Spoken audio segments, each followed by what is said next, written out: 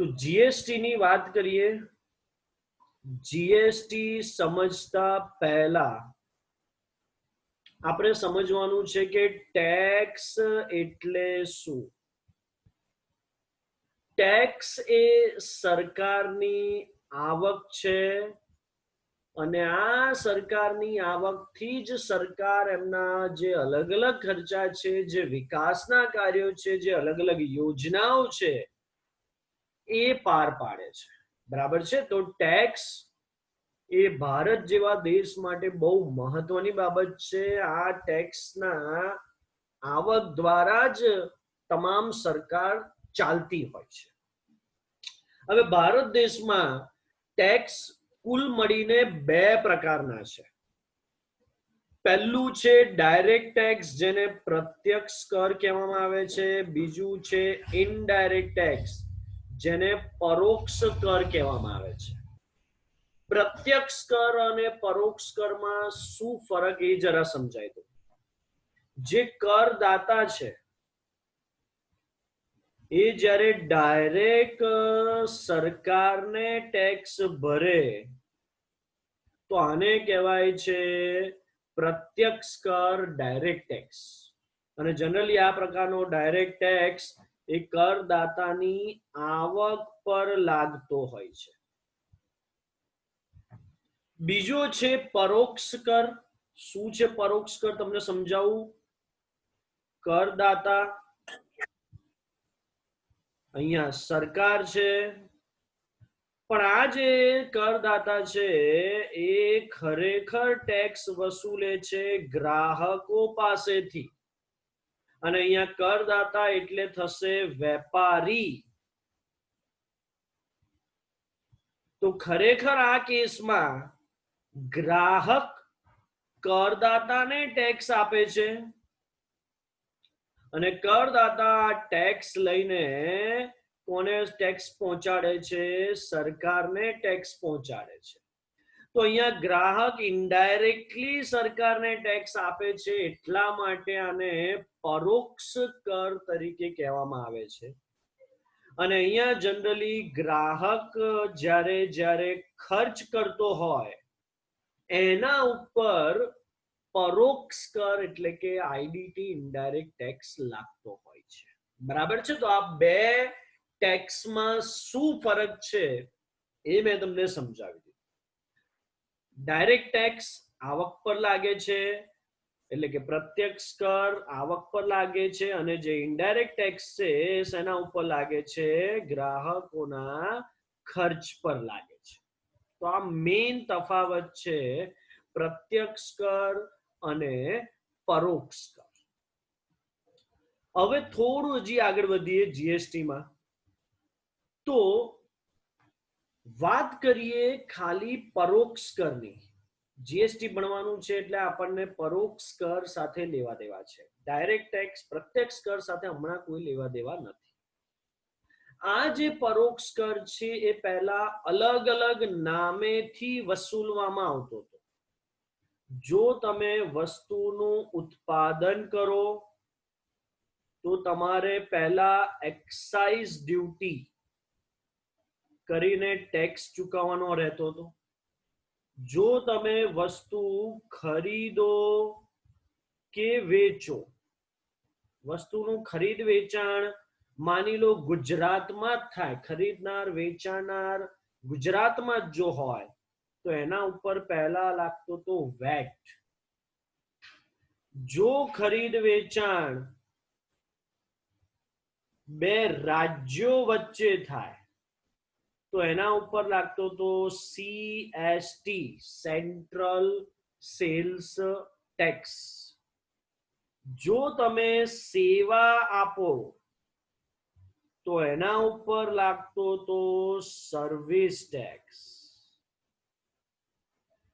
જો તમે વસ્તુની આયાત કે નિકાસ કરો,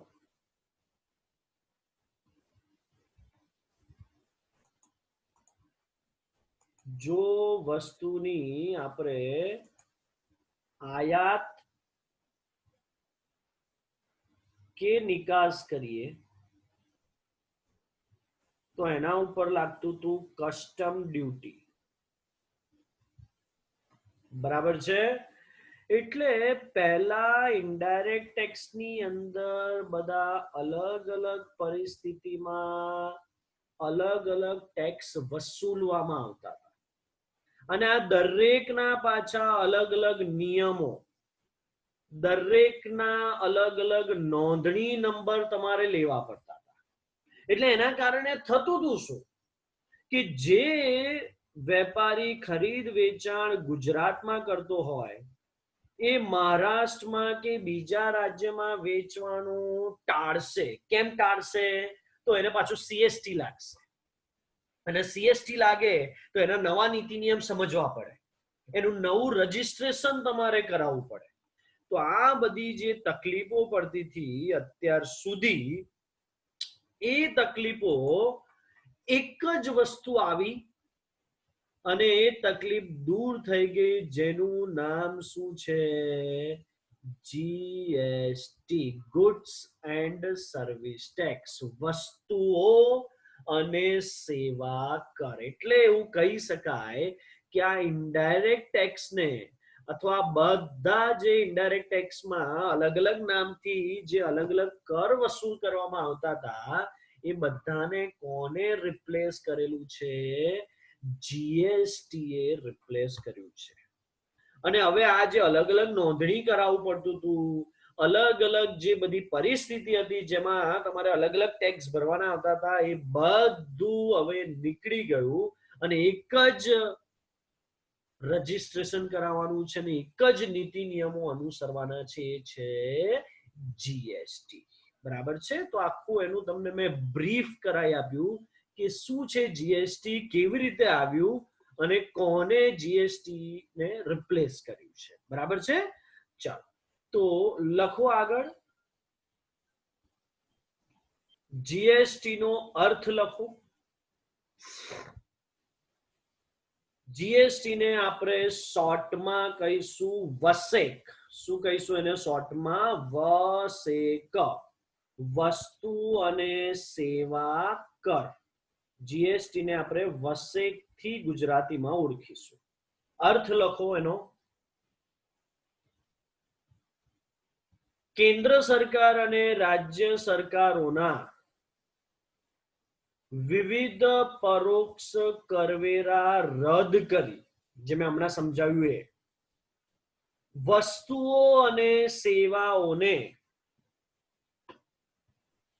એક જ કર હેઠળ આવરી લેવામાં આવે છે, જેને વસ્તુઓ અને સેવાઓ કર એટલે કે વસેક તરીકે ઓળખવામાં આવે છે. ત્યારબાદ લખો વસેકના લક્ષણો. અલગ અલગ વસેકના લક્ષણો આપેલા છે, તમારે ખાલી પોઈન્ટ જ લખવાનો છે. પહેલો પોઈન્ટ, વસેકનો પહેલો પોઈન્ટ, વસેકનું લક્ષણ નંબર ફર્સ્ટ, એક જ કર. બરાબર છે. પહેલા આપણા દેશમાં મેં તમને જેમ હમણાં બતાવ્યું, અલગ અલગ નામથી અલગ અલગ પરિસ્થિતિમાં ઘણા બધા ટેક્સ વસૂલવામાં આવતા હતા. વસેકના કારણે હવે આખા દેશમાં શું થઈ ગયું છે? એક જ કર લેવામાં આવે છે. અને એટલા માટે આપણા પ્રધાનમંત્રી શ્રી નરેન્દ્ર મોદીએ જ્યારે આ ટેક્સ લાગુ કર્યો ત્યારે એક સરસ મજાનું સ્લોગન આપેલું. તમારે લખવું હોય તો સ્લોગન પણ લખી શકો. વન નેશન વન ટેક્સ, એક રાષ્ટ્ર એક કર. આવું એક સ્લોગન પણ એમને એ સમયે આપેલું હતું. બીજું લક્ષણ જોઈએ, પૂર્તિ પર કરની વસૂલાત. બરાબર છે. પહેલા એવું હતું કે તમે વસ્તુ ઉત્પાદન કરી, ટેક્સ ભરો, વસ્તુ વેચી, ટેક્સ ભરો, સેવા વેચી, ટેક્સ ભરો, વસ્તુ બહારથી લાયા, ટેક્સ ભરો. એક રાજ્યમાંથી બીજા રાજ્યમાં વસ્તુ વેચી ટેક્સ ભરો, બરાબર છે. અહીંયા જે અલગ અલગ બધી કરની વસૂલાતની જે પૂર્તિ હતી એ કાઢી નાખવામાં આવી અને હવે એક જ પૂર્તિ કરેલી છે, અંડરલાઈન કરી દઈએ અહીંયા, વસ્તુઓ અને સેવાઓનો સપ્લાય. જ્યારે જ્યારે વસ્તુ અને સેવા સપ્લાય કરવામાં આવે, વેચવામાં આવે ગ્રાહકને, માત્ર ત્યારે અને ત્યારે જ આના પર ટેક્સ વસૂલવામાં આવે છે, કર લગાવવામાં આવે છે. પહેલા તો વસ્તુ ઉત્પાદન થાય તો પણ તમારે ટેક્સ ભરવો રહેતો હતો, તમે વસ્તુ વેચો કે ન વેચો, જે હવે રહ્યું નથી.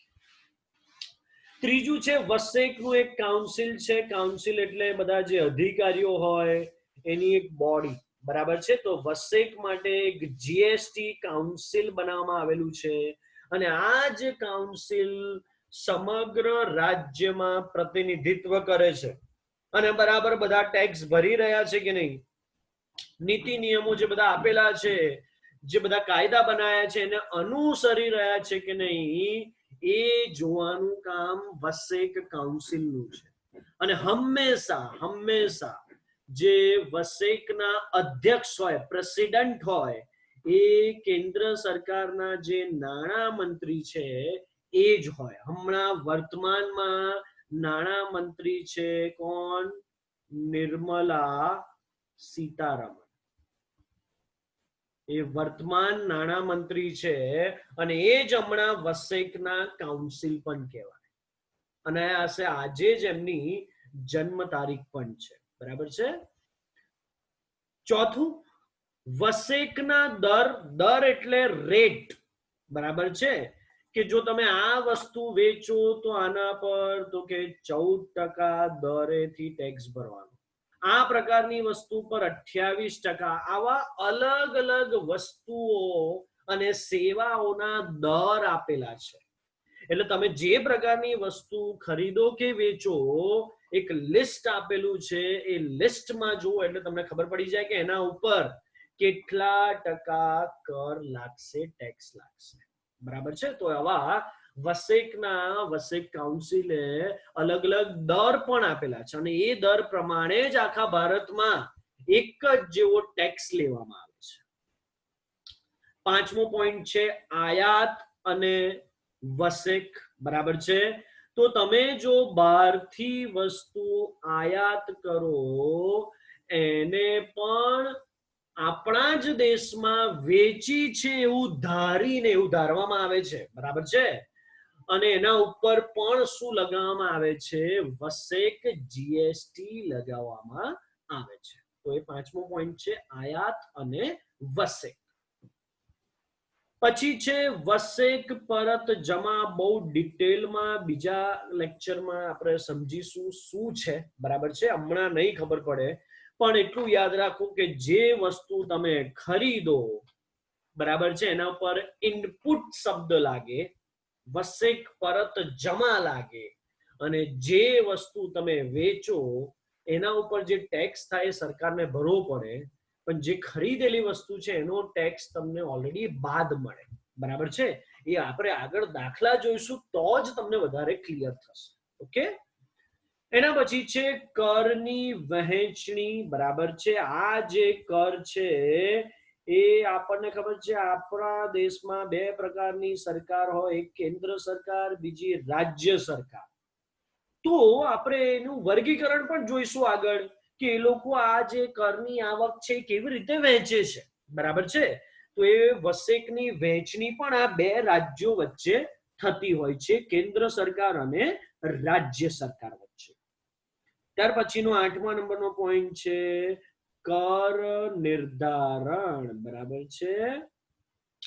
તો દરેક વસ્તુ અને સેવા પર જે કર લાગતો હોય પહેલેથી અગાઉથી નક્કી જ હોય છે અને એ જ દરે, એ જ નિર્ધારિત જે તમને સમય આવે એના ઉપર તમારે શું ભરવાનું હોય છે?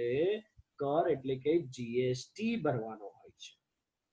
9મો પોઈન્ટ છે પૂર્વ નિર્ધારિત કરનું માળખું. એક માળખું બનાવેલું જ છે કે આ પ્રમાણે જ તમારે ટેક્સ ભરવાનો છે. આટલાથી આટલું ટર્નઓવર હોય તો એને કોઈ ટેક્સ નથી ભરવાનો, જીએસટી રજીસ્ટર નથી કરાવવાનું. આનાથી વધારે જો તમારું ટર્નઓવર હોય વર્ષ દરમિયાન તો એ લોકોએ જીએસટી ભરવાનો છે. બરાબર છે? તો આવું એક માળખું વ્યવસ્થિત સ્વરૂપે દરેક ધંધાદારી માટે અવેલેબલ જ છે. એ માળખું જોઈને નક્કી કરી શકે કે મારે કેટલા ટકા અને ક્યારે ટેક્સ કર જીએસટી ભરવાનો છે. 5 વસેક કાયદાઓ છે આ જીએસટી ની અંદર. અલગ અલગ 5 કાયદા બનાવવામાં આવેલા છે, જેનામાંથી 4 કાયદા તો આપણે જોવાના જ છે. કાયદા બહુ ડિટેલમાં નથી જોવાના, પણ જ્યારે દાખલા જોઈશું તો એ દાખલાઓમાં એ કાયદાઓ તમારે આવવાના છે. એ ખાતા સ્વરૂપે આપણે ભણીશું. અને છેલ્લું જે વસેકનો મુખ્ય હેતુ છે એ છે સમાનતા. પહેલાના સમયમાં શું થતું હતું, તમે ગુજરાતની રેસ્ટોરન્ટમાં ખાઓ તો એના ઉપર વેટ લાગે અને એનો કોઈ દર અલગ હોય. તમે દિલ્હી કે મુંબઈ મહારાષ્ટ્રમાં જઈને ખાઓ એના પર જે રાજ્ય સરકારનો ટેક્સ લાગે કંઈક અલગ હોય. એટલે સમાનતા જોવા નથી મળતી. અને જ્યારે બહારની કન્ટ્રીમાંથી કોઈ આવ્યું હોય તો એ કન્ફ્યુઝ થાય કે ક્યાં શું આ સરકાર કેવી રીતે ટેક્સ લઈ રહી છે, કોઈને સમજાય એવું ન. હવે કોઈ પણ વસ્તુ નક્કી જ છે કે આ વસ્તુ તમે ખરીદો એટલે આના ઉપર આટલો ટેક્સ, તમે રેસ્ટોરન્ટમાં ખાવા જાઓ એટલે આટલો જ ટેક્સ. એટલે તમે દિલ્હીમાં હોય, ગુજરાતમાં હોય કે યુપી બિહારમાં તમે રેસ્ટોરન્ટ પર ખાશો એટલે એટલા જ દરે ટેક્સ ભરવો પડશે. તમે કોઈક વસ્તુ ખરીદશો, મોબાઈલ ખરીદશો તો એના પર જે કર નક્કી હશે એટલો જ કર કોઈ પણ રાજ્યમાંથી ખરીદશો તમારે કર ચૂકવવો પડશે. તો આના કારણે એક આપણા સમગ્ર દેશમાં શું આવી છે, સમાનતા આવી છે. ટેક્સમાં શું આવી છે, સમાનતા આવી છે. બરાબર છે?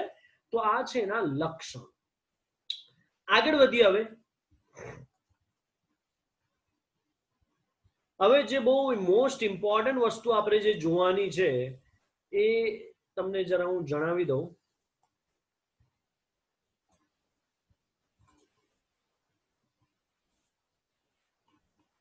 એ છે આ કાયદાઓ. લખો નેક્સ્ટ પોઈન્ટ,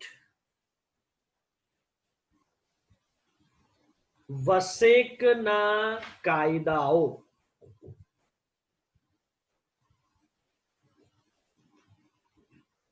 પહેલા તમે એક કામ કરો, 5 કાયદાના નામ લખી દો, પછી હું તમને ડિટેલમાં સમજાવું શું છે 5 કાયદા. લખો સૌથી પહેલું કેન્દ્રીય વસ્તુ અને સેવાઓ કર કાયદો. ઇંગ્લિશમાં નામ લખવું જરૂરી છે, સીજીએસટી એક્ટ. ઇંગ્લિશમાં આને કહેવામાં આવે છે સીજીએસટી એક્ટ. બીજું છે રાજ્ય વસ્તુ અને સેવાઓ કર કાયદો. રાજ્ય એટલે સ્ટેટ થઈ ગયું એટલે આગળ એસ લાગી ગયો, એસજીએસટી એક્ટ. કેન્દ્ર શાસિત પ્રદેશ જેને કહેવાય ઇંગ્લિશમાં યુનિયન ટેરેટરી, જેની માટે આગળ શબ્દ છે યુટી. વસ્તુ અને સેવાઓ કર કાયદો જેને કહેવાય છે યુટીજીએસટી.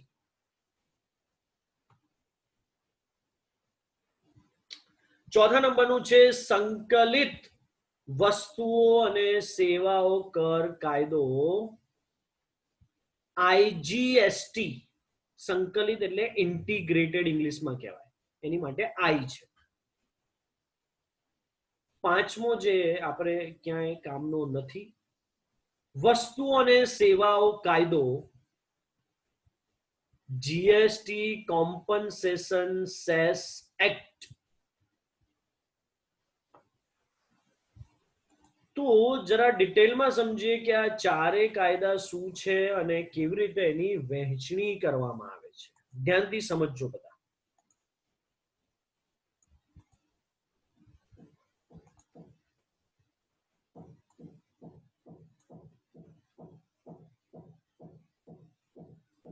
જે જીએસટી છે,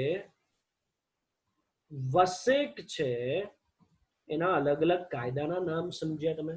બરાબર છે. કયો કાયદો ક્યારે અમલીકરણ થાય એ જરા આપણે ડિટેલમાં સમજીએ, ધ્યાનથી સમજજો.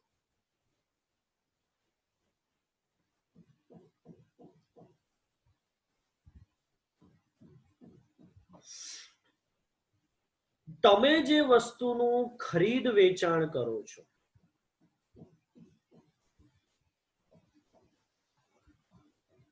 જો એ વસ્તુની ખરીદ વેચાણ ઇન્ટ્રા સ્ટેટ હોય, રાજ્યની અંદરો અંદર ખરીદ વેચાણ થાય, જેને ઇન્ટ્રા સ્ટેટ કહેવામાં આવે છે, અને બીજું છે ઇન્ટર સ્ટેટ, બે રાજ્યોની વચ્ચે જે ખરીદ વેચાણનો વ્યવહાર થાય એને ઇન્ટર સ્ટેટ કહેવામાં આવે છે. જોડે જોડે લખવાનું શરૂ રાખજો. હવે જો રાજ્યની અંદર વ્યવહાર થયો હોય, ખરીદ વેચાણ થયું હોય, એટલે બરોડાના કોઈ વેપારીએ સુરતના વેપારી જોડે વ્યવહાર કર્યો હોય, અમદાવાદ વાળા જોડે વ્યવહાર કર્યો હોય, ભાવનગર વાળા સાથે વ્યવહાર કર્યો હોય, આ રાજ્યની અંદરનો વ્યવહાર, તો એના ઉપર બે ટેક્સ લાગુ પડશે. એક તો છે સીજીએસટી અને બીજો છે એસજીએસટી. સીજીએસટી કોણ લઈ જશે? કેન્દ્ર સરકાર. અને એસજીએસટી કોણ લઈ જશે? રાજ્ય સરકાર. આ સમજવું બહુ જરૂરી છે. દાખલા ગણવામાં આગળ આ જ કામમાં લાગશે. પણ જ્યારે બે રાજ્યની વચ્ચે વ્યવહાર થાય, એક વેપારી વડોદરાનો છે, બીજો વેપારી દિલ્હીનો છે, તો બે સ્ટેટ થઈ ગયા, ગુજરાત અને દિલ્હી.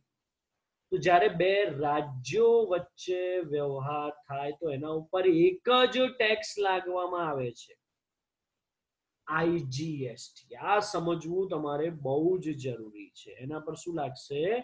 આઈજીએસટી. બરાબર છે. અને આ આઈજીએસટી નો એક રેશિયો હોય છે. દરેક રાજ્ય જોડે સરકારનું કંઈક ટાઈપ હોય છે, અને એ લોકો પ્રમાણસર કેન્દ્ર સરકાર અને રાજ્ય સરકાર શું કરી લે? જે પ્રમાણે લોકો વચ્ચે નક્કી થયું હોય એ લોકો એ આ જે આવક છે એમની જોડે વહેંચી લે છે. બરાબર છે. તો સીજીએસટી સમજાયું, એસજીએસટી સમજાયું, આઈજીએસટી સમજાયું. ચોથું જે સમજાવવાનું છે એ વાત થાય છે કેન્દ્ર શાસિત પ્રદેશ.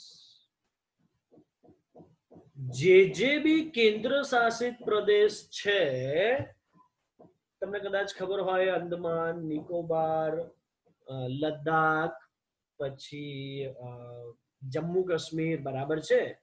તો આ બધા સરકાર, કેન્દ્ર સરકારનો સીધો એના પર પાવર છે, કંટ્રોલ છે. કોઈ ત્યાં રાજ્ય સરકાર નથી, ત્યાં સીધી કેન્દ્ર સરકાર ચાલે છે.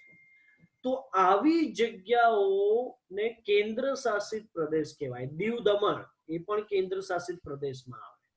તો આ બધા પ્રદેશોમાં સીજીએસટી નહીં લાગે, એસજીએસટી નહીં લાગે, આઈજીએસટી પણ નહીં લાગે.